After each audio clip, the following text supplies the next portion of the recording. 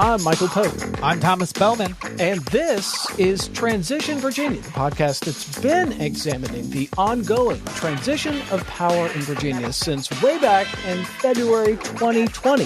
Now, of course, we've got a new transition of power and also a new name for the podcast. Michael, you have been teasing this for so long. Yeah, I guess I have. Well, that's because we're not ready to announce the new name just yet, although January is just around the corner, so I suppose we're going to be making that announcement sometime pretty soon, right? Yeah, and we did promise that we would tease some of these announcements out until the new name. So is there anything that we can tell our listener right now? Well, Thomas, it's all highly classified, and we're working on so many projects right now. Most of them we can't talk about. Tease. It is a bit of tease, yes, I know. Although there is one thing that we can talk about on the podcast, which is listeners. We are looking for an advertising manager, somebody who can sell ads on Transition Virginia, someone who could be a brand ambassador and represent us to people who might want to buy advertisements on your favorite podcast. And more importantly, serve as a wall between me and Michael and advertisers, right? Yes, a wall with a golden door. So if you think that you can do that, we're looking to hire part-time through the company that Michael and I started, JacklegMedia. And we also can announce that we've got a new social media intern, someone you should be nice to. Thomas, who's that? Our new social media intern is Emily Cottrell. And you might recognize that name because they get credited at the end of many of the shows for being the person who writes out our transcripts. And that got them a foot in the door when we decided that we needed help with somebody to manage specifically our social media. So be nice to us on Twitter because it may not be me and Michael. You might be talking to Emily from now on. Okay, let's get to the news.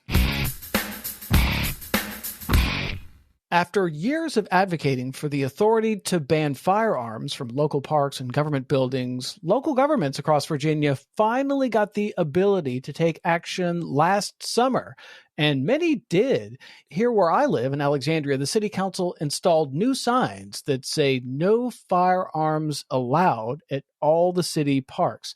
Now that Republicans are taking control of the executive mansion and the House of Delegates, though, many gun rights enthusiasts are hoping that local authority will be ended.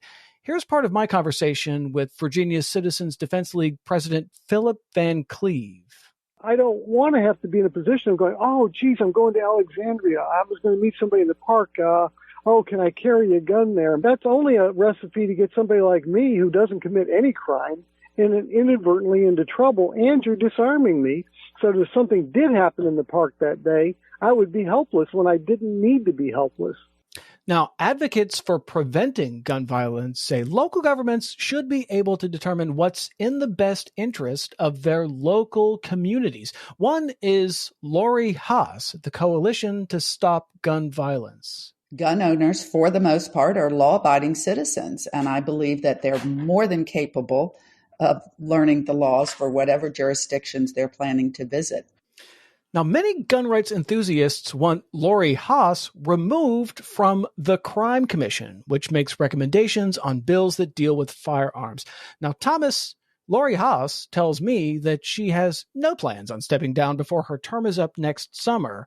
So what kind of action, if any, can we expect on preventing gun violence next year? What kinds of new laws do you think Republicans are going to try to introduce and get through the General Assembly? Michael, I don't think there's going to be a super coordinated effort from the Republican Party this year because they've been very consistent in saying that they did not run on guns and abortion. They ran on local issues. They ran on, of course, fake issues like critical race theory, but they never once talked about guns and they didn't talk about abortions.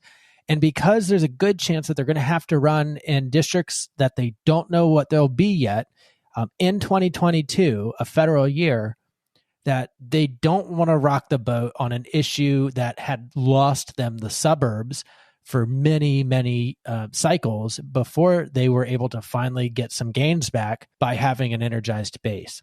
I don't think that there will be an organized effort, but that doesn't mean there won't be an effort. Definitely individual members of the General Assembly are going to propose certain laws. And I think what you're going to see is exactly the way it used to be when the Republicans controlled the House and the Democrats controlled the Senate in the past. You will have the Republicans passing really hardline right-wing bills, and you will have the Senate where they go to die because they won't even get out of committee. So one thing that struck me about my conversation with Philip Van Cleave at the Citizens Defense League is I was trying to get a sense of what their priorities are. So among the gun enthusiasts, like what is their top priority and what's their secondary priority and what's sort of later on down the list. So their top priority is getting rid of these new laws that they feel like disarm them. So any of these bills, now laws, that say you can't have a gun in a local park, like this local control thing. They want to get rid of that. That's one of their top priorities. But so is any bill that bans guns at the DMV or the rest stops, or bans guns in like a school board meeting or a polling place. Those are all like the top priority of the Citizens Defense League and the gun enthusiasts, is getting rid of those laws that sort of what they feel like disarm them. Secondary, so lower on down their list, is like the red flag law, which is new. And of course they don't like, and they'd like to get rid of it, but that's not their top priority, which is interesting because if you go back and look at the vote totals for when the red flag law passed, they needed the lieutenant governor's tie-breaking vote to do that. So basically, if they ever were to get that bill onto the Senate floor, they could very easily overturn the red flag law. The votes are there to do it if they could get it out of a committee. But it's interesting to me that's not their top priority. Their top priority is this local control thing and making sure that they can bring their guns to the DMV and the rest stop and the school board meeting and the polling places. Yeah, and Michael, I was just talking to one of my lobbyist friends, and this person said that one of the ideal outcomes, this was before the election, their ideal outcome was for there to be divided government. And why? Because when we have divided government, nothing passes unless everyone can agree. And so any of these divisive issues are most likely dead on arrival. Why? Because the Senate committee is stacked with Democrats and the House committee is going to be stacked with Republicans. Most likely. We don't know what the committee makeup's going to look like yet. But what we do know is that with a stacked Democratic committee, it doesn't matter how it would do on the floor, it's never going to get that far. All right. Well, it's time to check our voicemail. So our first voicemail is from Frank Mahoney. He's communications director for the Eastern Atlantic States Regional Atlantic Council of Carpenters. He left us this voicemail about our discussion of Attorney General Mark Herring's indictment of 2 labor brokers who are accused of stealing wages from workers at the new General Assembly building. Now, you may recall that we were wondering why the AG would go after the labor brokers, the small fish, essentially, instead of the general contractors, which is where all the money is at. Here's what Frank Mahoney said about our discussion on Transition Virginia. I did want to clarify something about general contractor liability. Virginia does have GC liability on the books.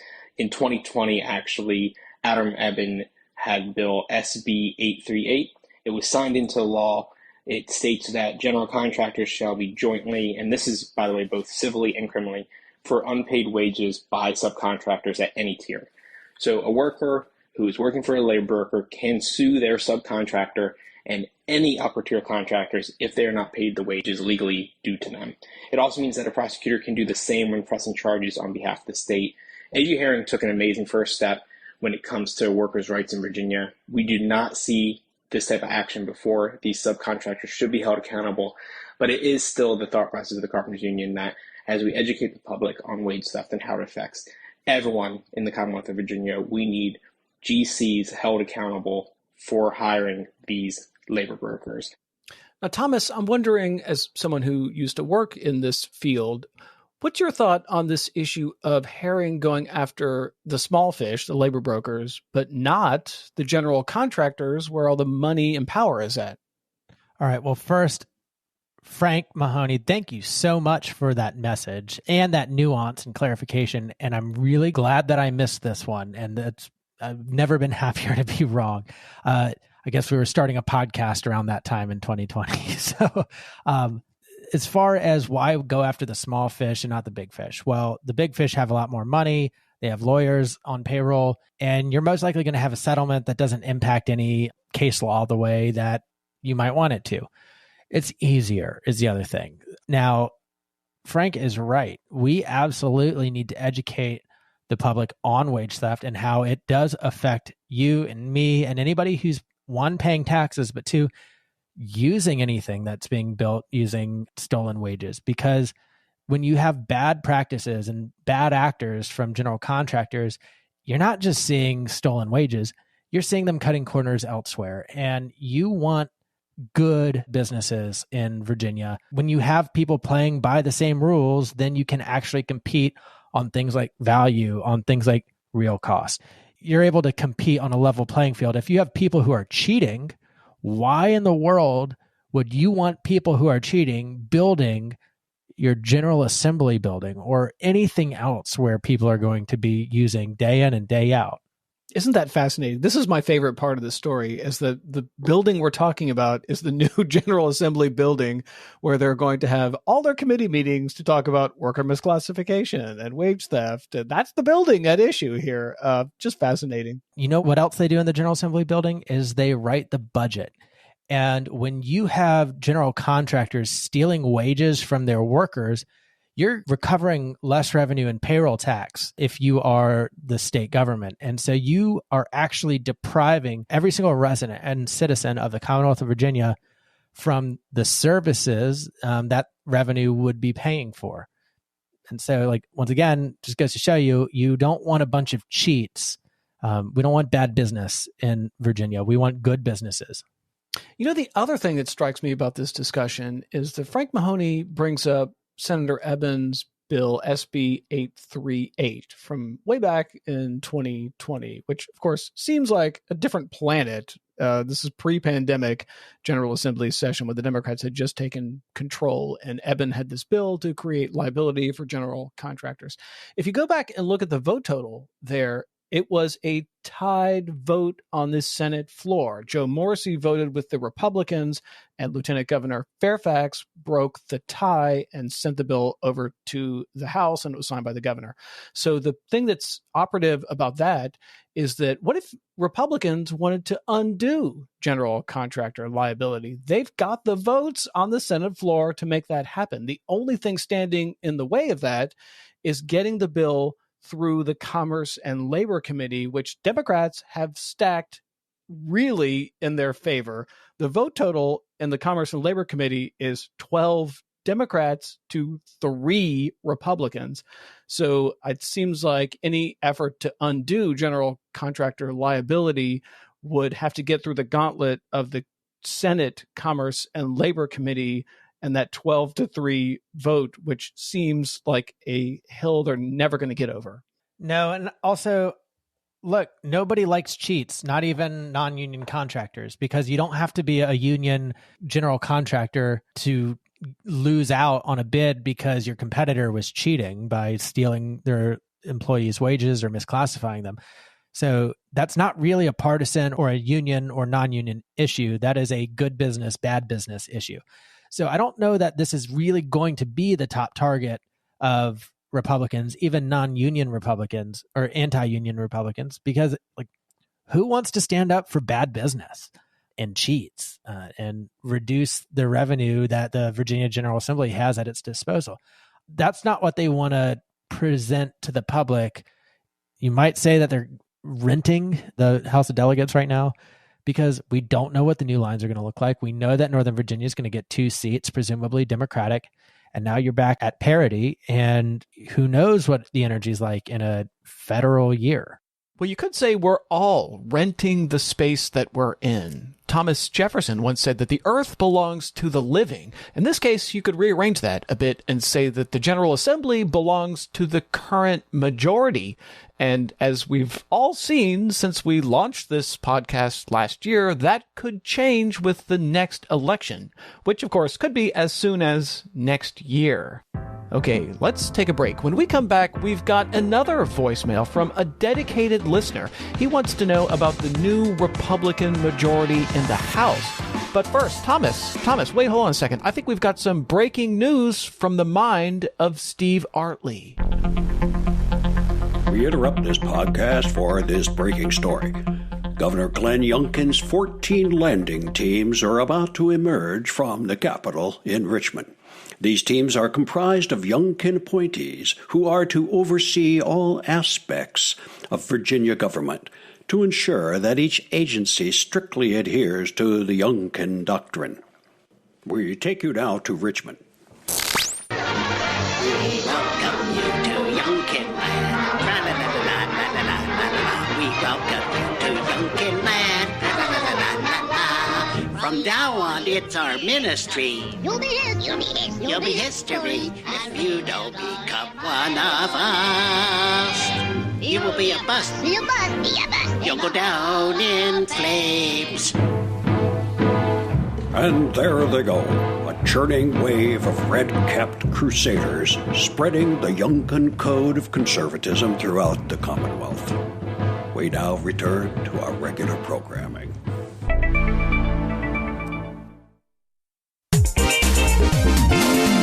This is David Broder of SEIU. You're listening to Transition Virginia with Thomas Bowman and Michael Pope. And we're back on Transition Virginia. We're catching up on some of the voicemails that we received over the holiday. Now, quick reminder, we want your voicemails. You can respond to anything you've heard on the show. You can agree with what we've said or disagree with what we said. Maybe you've even got your own points that you would like us to consider. It's really easy to submit a voicemail. All you need to do is record a clip of you speaking into your smartphone and then send us the audio file. It's really just that easy. Okay, so our next voicemail comes from one of our dedicated listeners, Robert Nelson of Alexandria. He heard our episode reacting to the election results, and he had this question about how Republicans are interpreting the election results. Based off of what you're hearing, does the Virginia GOP see their victory as due to a successful move to the center, or are they now feeling their conservative votes, and we should all prepare for a bunch of right-wing initiatives to come out of the House of Delegates?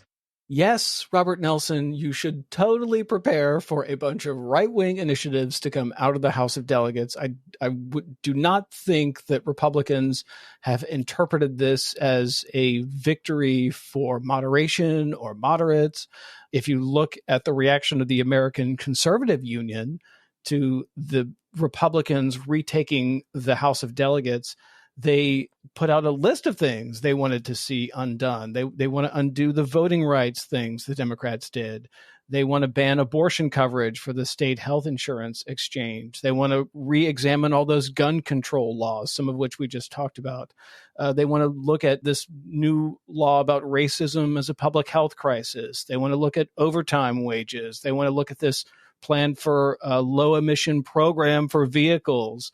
And so, you know, I think rolling back the environmental stuff that the Democrats did, looking at some of these issues of labor, certainly anything involving guns and firearms. I think those are all things that are going to receive a lot of debate. But at the top of the list, Thomas, at the top of their list is education and things revolving around education. I think we're going to see a lot of debates about transgender rights and the role that transgender students play in public schools across Virginia.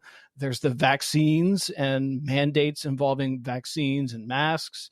And then, of course, there's critical race theory, not taught in Virginia schools, but that doesn't mean they won't try to ban it. And I'm positive they will try to ban it. And I think that's kind of low-hanging fruit because it's pretty easy to ban something that's not taught. And so I think for Republicans, it would be an easy win for them because it's pretty easy to ban something that's not taught anyway, and they get the political gain of banning it, and there's no real cost to doing that because you're banning something that actually isn't taught. So, I mean, I would imagine those are the kinds of things that we will see the House Republicans get into in this upcoming session. Well, I'm glad you were able to say all that, Michael, because I haven't heard anything nearly so detailed from the Republicans I've talked to, which is albeit limited. But the people I've spoken with, of course, more of like the insider lobbyist or like higher tier activist crowd, they're still processing the fact that they actually won. I don't think most of these people expected Terry McAuliffe to lose. And so in some ways, they're the dog that caught the car. And I know the leadership is not interested in bringing back all of the socially divisive things and the politics of the 90s and early 2000s. They would much rather leave that in the past. Now, not all of their members are going to let them.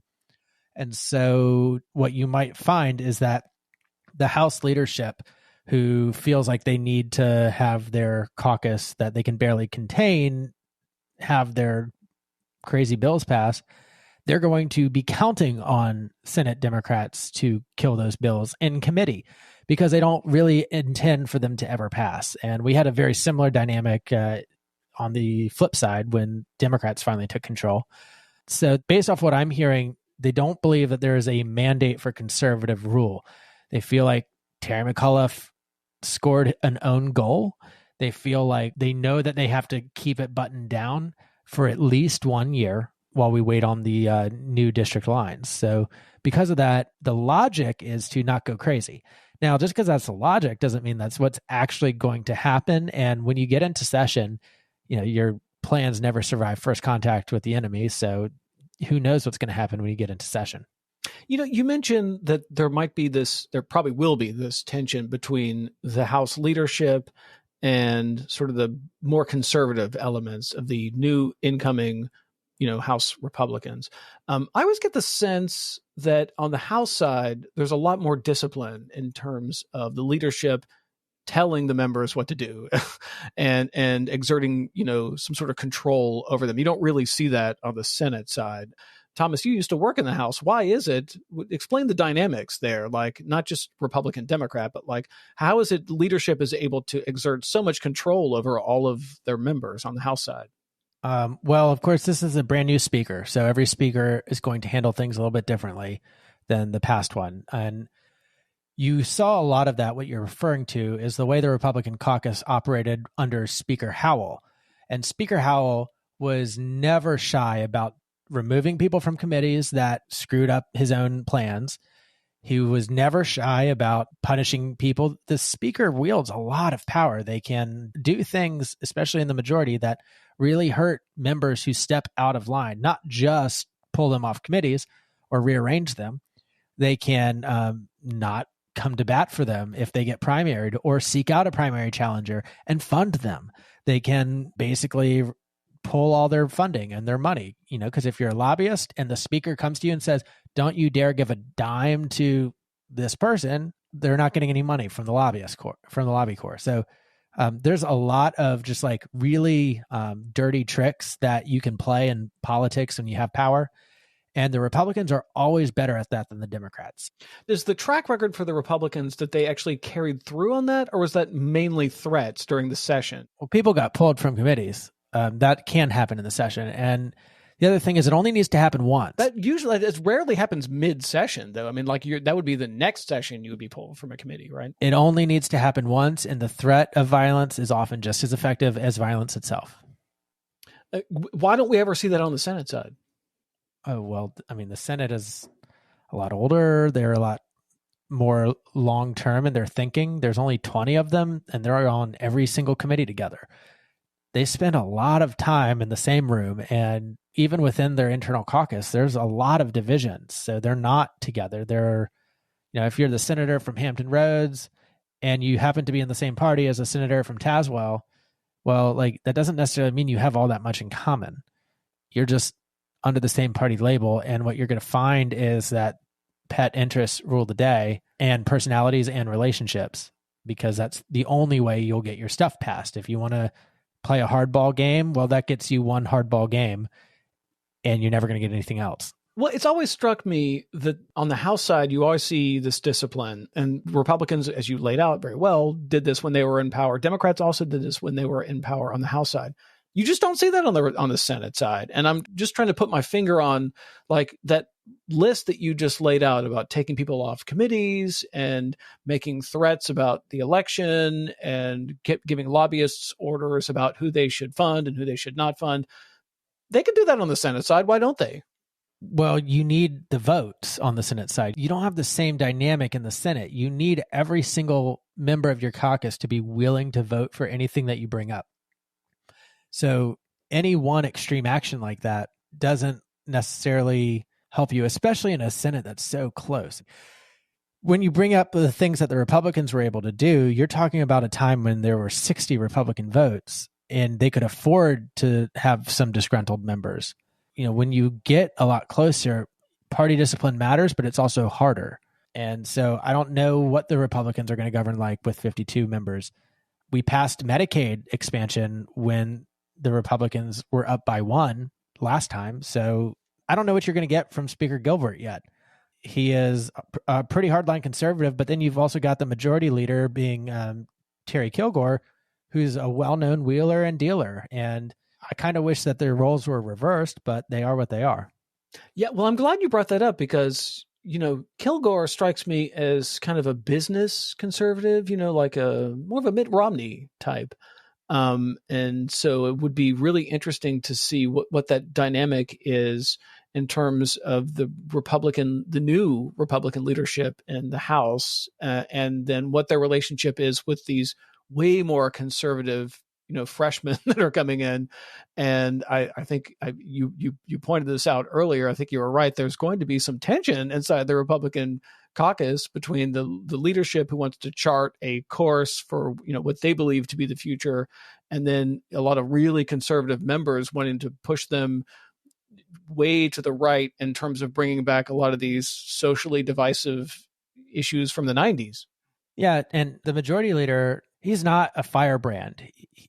My best read on Terry Kilgore, and I don't know him that well personally, but my best read on him is that his primary concern is that the people in his district have good jobs or access to good jobs. It's why he was such a defender of the coal industry. And, you know, setting aside what I think about all of that as far as the environmental justice side of that goes, coal mining jobs are union jobs, and they were good jobs, and there were just fewer and fewer of them over the years.